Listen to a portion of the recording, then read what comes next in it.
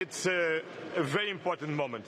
ევროპული უსაფრთხოებისთვის დღეს ძალიან მნიშვნელოვანი მომენტი დგას. ერთი თვის წინ ჩვენ შევაჯერეთ იდეები. დღეს კი აქ ვართ, გადაწყვეტილებების მისაღებად მოვედით. მადლობა ევროპულ კომისიას სწრაფი და კონკრეტული შეთავაზებისთვის, რომელიც გვაძლევს შესაძლებლობას მივიღოთ კონკრეტული გადაწყვეტილებები, რათა დავხარჯოთ მეტად და უკეთესად ჩვენივე შესაძლებლობების ზრდისთვის.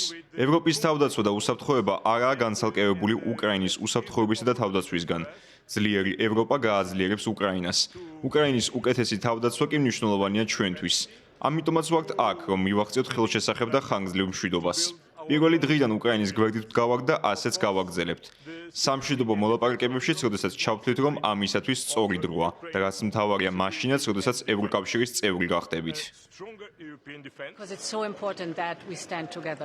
მნიშვნელოვანია ერთად ვიდგეთ. ესაა წყალგამყოფი მომენტი ევროპისთვის. უკრაინა კი ჩვენი ევროპული ოჯახის ნაწილია.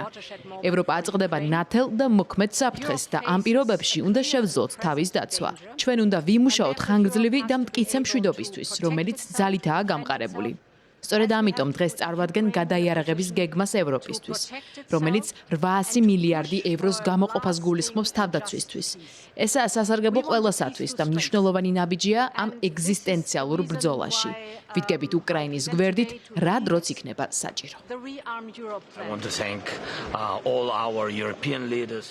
მადლობა ევროპელ ლიდერებს ასეთი ძლიერი მხარდაჭერისთვის და სიგნალებისთვის ომის დაწყების დღიდან და შემდეგაც.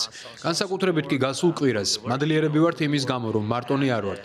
ვგრძნობთ, რომ თქვენი მხარდაჭერა არა მხოლოდ სიტყვები, არამედ ისაა საგრძნობი ჩვენთვის. თავის მხრივ ესაა ძლიერი სიგნალი უკრაინელი ხალხისთვის, ჩვენი ოჯახებისთვის, მეომრებისთვის. მათ შორის იმ ნაწილში, რომ ჩვენი სამხედრო პროდუქცია უნდა გაიზარდოს და რომ ევროპული უსაფრთხოება უნდა გაძლიერდეს. ეს ნამდვილად დიდი გადაწყვეტილებებია.